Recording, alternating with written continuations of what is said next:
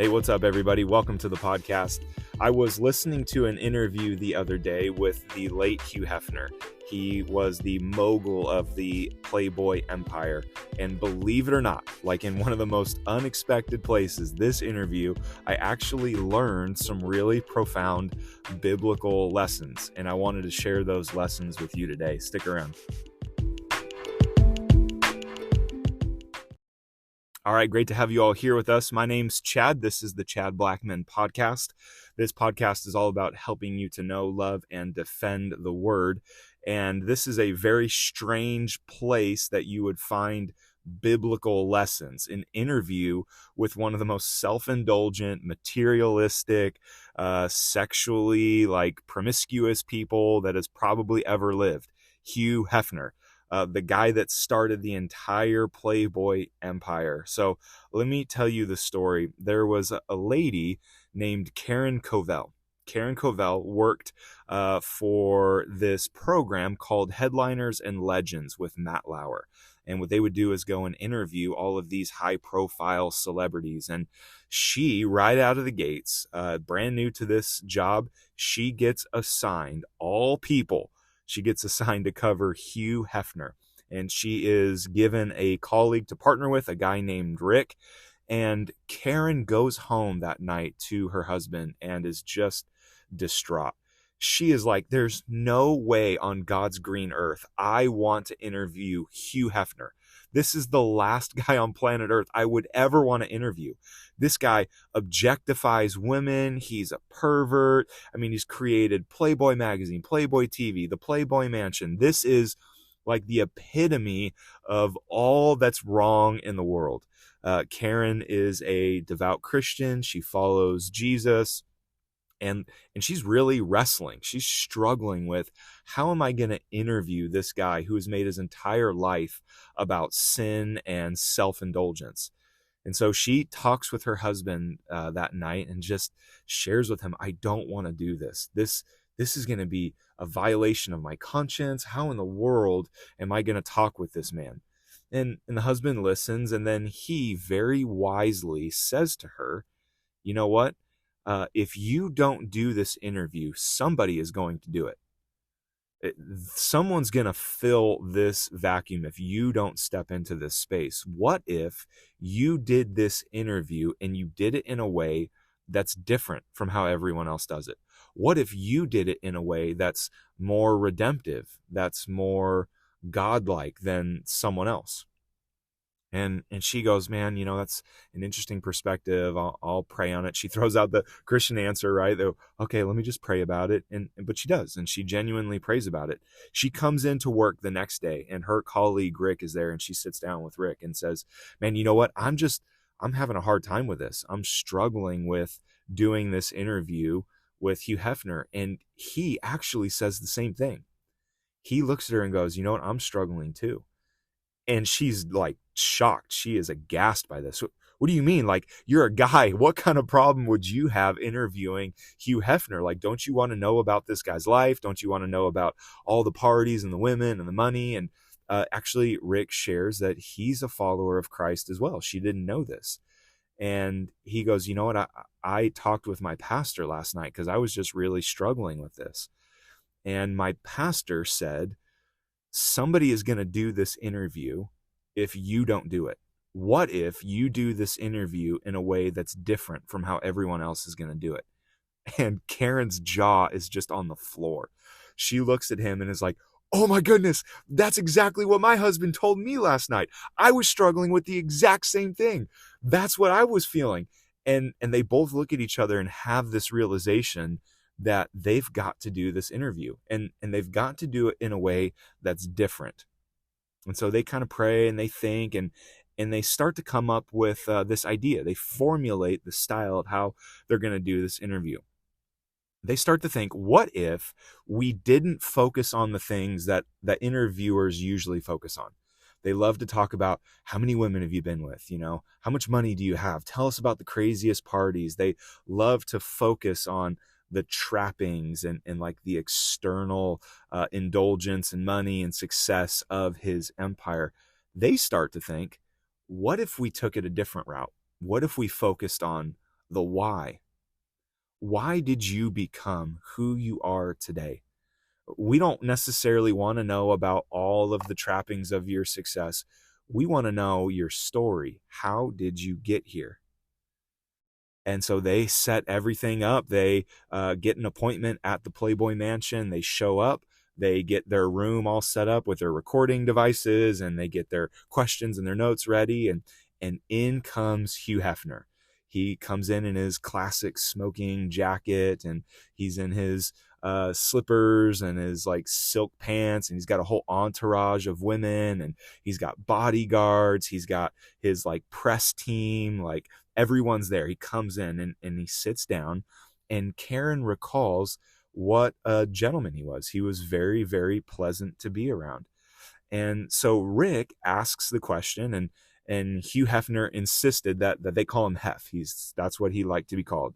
And so Rick says, Hef, what was your life like growing up? We want to know how you got to where you're at today. And Hef starts sharing this crazy story. Hef literally says to him, he says, well, growing up, we believed in God. And now I'm not sure that Hef knew these two interviewers were Christians. I don't think he knew that until later. At this moment, I think he just thinks they're any other Christian. Or I'm sorry, any other just regular interviewer. He doesn't know that they're believers. But he comes out of the gate saying, well, we believed in God. And my parents came from like a Puritan background. Then he says, but it wasn't a very loving home. My parents never told my brother or I that they loved us. And then he goes on to say, my mother actually had a phobia of germs. She was terrified of germs, always washing her hands, always trying to keep our hands clean. And he says because of that, she never hugged us or kissed us. He talks about how when he was growing up in the 30s, the economy was struggling. And his dad worked all kinds of crazy hours, worked very, very hard, was oftentimes up in the morning before the kids were up, and was home after the kids went to bed. Hef had a brother. Him and his brother hardly ever saw their dad. So you have a mom who has this germophobia, doesn't hug or kiss on her kids, and then a dad who's constantly working during this really challenging economic season. And so you have the makings here for this little boy who is being deprived of affection, being deprived of attention and love. And that's kind of the atmosphere. That was like the air that he breathed growing up. And it's really heartbreaking. Hef makes this statement. You can find this online if you look up, if you go onto YouTube and you look up Headliners and Legends, Matt Lauer, you can find this actual interview. It's pretty crazy to watch. But he says these words, I rarely had any contact or love shown to me by my parents. I just didn't have much love or contact shown to me. And then he goes on to say, he goes, my parents didn't really know how to show their love, but they did one thing. They did one thing only once that I can remember, and it was one of the most pivotal ways that they tried to show me love. He said, my mom bought me a blanket. They bought me this like little blankie, and he called it his bunny blankie because it had these little bunnies that went around the outside of the blanket. And he said, I loved this blankie. This was my happiness and my security blankie. I carried it with me all over the place. I carried it upstairs, downstairs, went to bed with it. This was my security, and it was like a token of my parents' love. Since they couldn't really love me the way they should have and the way I needed them to, this blanket symbolized them trying to love me. And he goes, I loved this blanket so much. And he turns 7 years old, and they find out that Hef has a tumor growing in his ear, and they're going to have to operate on it. And one of the things that Hef had always said he wanted to have was a little puppy. And the mom never wanted to have a puppy in the house because she's a germaphobe. She doesn't want the germs that come with a puppy. And he was working on her, please, please, can I have a puppy? Please, can I have a puppy? And the mom just said, no, no, no. And finally, one day the mom is talking with one of her friends, and the friend says, her name was Grace, actually, of all names. Hef's mom's name was Grace, which is kind of ironic. She says to Grace, hey, Hef might lose his hearing. He's got this tumor in his ear. He might lose his hearing. For Pete's sake, just get him a puppy. And she finally caves in, gets him a puppy. And the only thing that he loved, like his blankie, was this puppy. And he had this puppy, but unfortunately, it was for a very short time. This puppy only lived for 5 days. The puppy got really sick. But Hef loved this little dog. In fact, he loved this dog so much that in the little crate where the dog would sleep, he lined the crate with his bunny blanket. Because like that was his way of showing this dog, I'm giving you like one of the most prized objects of my love. Here you go. And unfortunately, the dog passes away lying on this blanket, which then soils the blanket. And so when animal control comes to pick up the dog, they have to then take the blanket and they have to burn the blanket. And Hef literally, he says this in the interview. He says, so you can get this image of the boy who has his bunny blanket burned. Then the boy grows up and he turns into the man who creates the bunny empire. And I remember like sitting, hearing this story, and the interviewers, Rick and Karen, they share elsewhere, they share that he gets done sharing this and like the room's quiet. The room is just silent. And Hef's kind of sitting there, and then he breaks the silence and says, this was one of my favorite interviews I have ever done. He said, nobody ever asks me about my childhood. Nobody ever asks me about my story, where I came from and how I got here. He said, they always ask about the parties and the women and the money and the drugs and the sex and all that stuff. They want to know about all of the kind of the lurid details, but nobody ever wanted to know about me. He said, thank you. This was my favorite interview I've ever done. And Karen actually in later interviews will go on to say how she sent him letters. She sent him a Bible. She told him numerous times, I'm praying for you. In fact, she very, very skillfully in one of her correspondences with Hef, she said, Hef, you have achieved everything that man can achieve. You have climbed to the highest heights that man has to offer. She said, there's one thing that you haven't accomplished yet. And he said, what? And he said, you know about a God, but you haven't met a loving God. You know that there might be a God out there, but I want to tell you there is a loving God named Jesus. And she said, here's this Bible. I would love for you to learn more about him. And Hef was like, thank you very much. I'll look forward to reading it. And I just love her like gracious approach in dealing with him. And I guess as I heard this story, one of the things that really impressed upon me when I first clicked on this interview, I had a preconceived notion in my head of Hugh Hefner, as much like Karen did. I had this idea in my head of, here's this like this dirtball, this guy that is like advanced this vile content of pornography. He has objectified women. Pornography has not just hurt women, it hurts the men that consume it. Pornography, both on those that are the performers and those that are the consumers, it destroys both of their souls. And this guy has made his millions and millions, if not billions of dollars on the backs of these performers and consumers. And he's destroyed people in the process. And I was like, this guy's a dirtbag, man. This guy's like a perv. I kind of had these preconceived notions. And then you start to hear his story. And his story humanized him. It took him from like this vile creature that was like subhuman.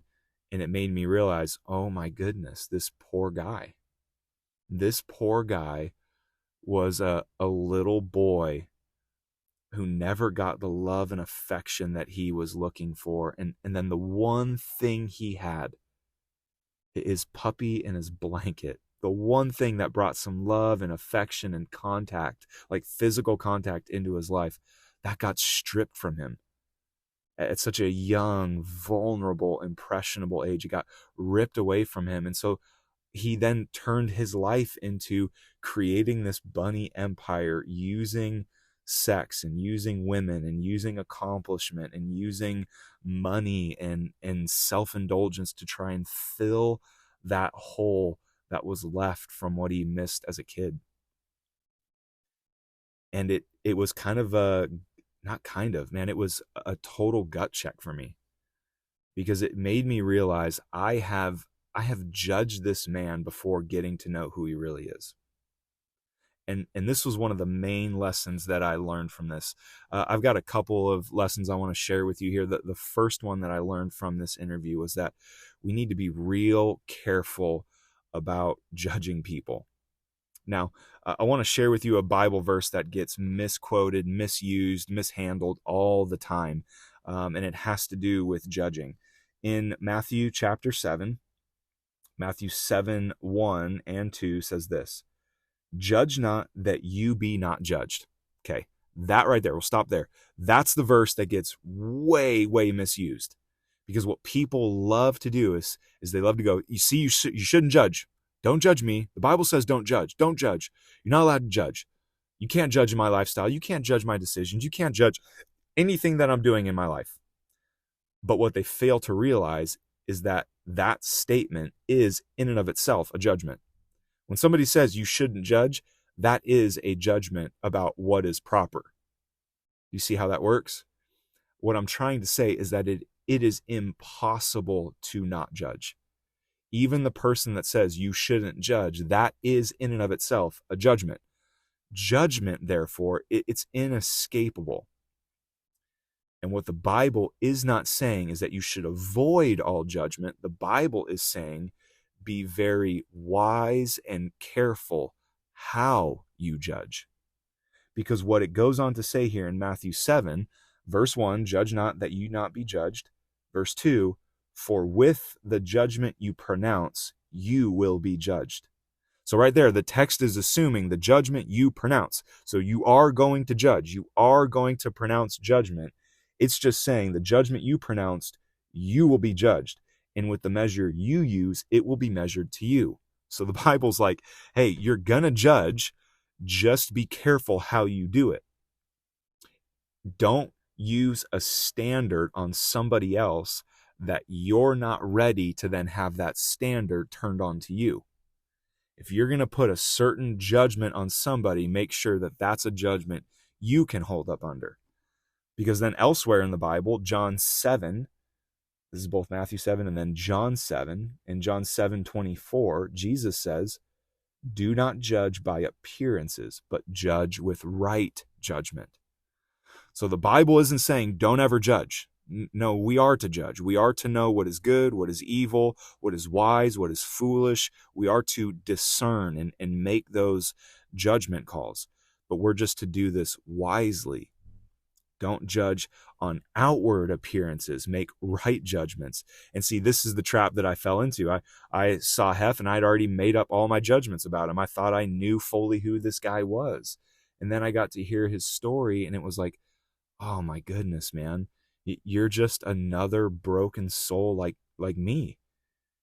You and I are not that different, man. You've got hurts that you're trying to fix and medicate just like me. And this is one of the most powerful lessons I had to learn from this interview. Be real careful how you judge.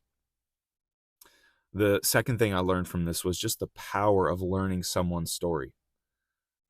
I don't know if you have this experience, but for me, people are hard to love. I work as a full-time firefighter, and I oftentimes see people at their worst. I see people they're having the worst day of their life, and they're acting like they're having the worst day of their life. And I think if you talk to especially police officers, they deal with it more than us. But even then, with a lot of first responders, EMS, nurses in the hospital, ER doctors, like you see people at their worst, and it can start to jade like how you how you think about them, and it makes it hard to love. You kind of start to come to snap judgments. You get real critical of them. And what I've found so helpful with this interview is that there's power in learning someone's story. Tell me about your life. Tell me how you got here. The Bible, like there's Bible for this. This isn't just my idea. There's actual scripture for this. The scriptures are going to say, be slow to speak and be quick to listen. There is a lot of power in asking a question and then shutting up and just listening and letting someone talk. And what I found is that people, especially who have wild backgrounds, they oftentimes they like to share it. They like to talk about the things that they've been through, what they've struggled with, what they've wrestled with, and it helps you get a clear picture of their life, what they've been through. And this interview really reminded me of that. Like when people are difficult to love, when people are annoying, their personality's great against my personality, instead of talking smack about them, instead of vilifying them, one of the more wise, godly things that I could do is try to get to know what's your story, because you're acting the way you're acting for a reason. I want to try to then get to what happened, what's gone on in your life that has brought you here, because then that allows me to love you better. It allows me to extend grace to you. It allows me to extend mercy to you, because when I can take you from being like this vilified, pain in the butt person to, oh man, you're just a hurting human like me, then it becomes a lot easier to love. You become a lot easier to be patient with, to extend grace to, and it helps build connection, build relationship. One thing I'm seeing all through our culture right now is like the vilification of all kinds of people groups. It's happening politically. Both sides are guilty of this. The Republicans look at the Democrats like they're absolute lunatics, and the Democrats look at the Republicans like they're absolute lunatics.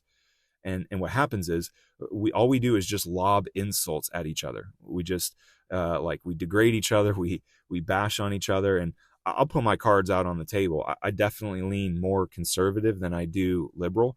But what I'm seeing is that a lot of the tactics that my conservative, like political commentators, politicians are doing, a lot of those tactics are exactly the same as what the liberals are doing. They just have a different political spin on it. It's almost like you become the thing that you hate when you don't take the time to actually get to know that person. And so this was like a real eye-opening interview for me here, to just go, wow, there really is a lot of wisdom in just first, I need to know your story. Tell me about your story so I can know you better. And then third and finally, I'll wrap up the podcast with this. And this is really for parents, and then especially for dads. What broke my heart in this interview was hearing how Hefner was just so like deprived of love and affection and attention. And I've got to imagine for a lot of you out there listening to this, you maybe grew up in similar homes. Maybe your dad wasn't in the picture. If he was in the picture, maybe he was a dirtbag and you kind of wish he wasn't in the picture. Maybe he was abusive. Maybe he was just neglectful. What impressed on my heart as a dad of three little kids, three kids that I love to hug and kiss and snuggle with. And I love to, we do this thing called sack of potatoes, where I lift them up and I drop them onto the bed. Like I throw them onto the bed. They just love it. And like there is something so important for a growing child to have just regular, healthy, godly, consistent male affection. And man, like male affection has been there's such a like asterisk to that. There's such a connotation of perversion and like exploitation in our culture right now. To even say those words like male affection, it almost kind of feels like there's something like there's strings attached, like there's something dirty to that. But it's so important for young kids growing up to know that they have a mom and especially a dad that loves them, that regularly is telling them, I love you. is regularly giving them a hug, giving them a kiss, like healthy, proper physical affection. That is critical. It's absolutely critical for the development of a young child, because what that's doing, dads, like, you are mirroring in your small human earthly way a greater heavenly reality. You are that small little, like, first taste for a child of what a father's love is like.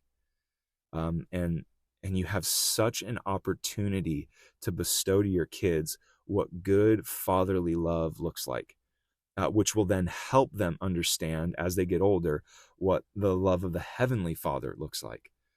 And it just struck me as I listened to this interview, man, this poor guy was so deprived of affection from both his mom and his dad. And of course, then it's no wonder why he became the person he became. He was trying to get that affection some way, somehow. And that's what I would say to you, dads. Like, your kids need affection. They will search it out. And it can either come from you in a real healthy, godly, like, building way, or they'll search for it elsewhere. And it'll probably be destructive when they search for it elsewhere. So thank you for listening to this podcast. I know that this was a little bit different than what we usually do, but I just wanted to share this with you because, man, it really, it kind of pulled on my heartstrings, and it's given me a lot to think about. And I hope it did for you as well.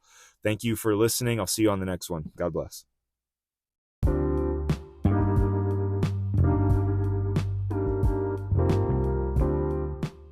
Hey, real quick before you go, thank you again for checking out this episode of the Chad Blackman Podcast. If you could do me a solid and like this, share it, rate it, do whatever you can do on the platform you're listening to help this get to more people, I would greatly appreciate it. Thanks again for your support. God bless you.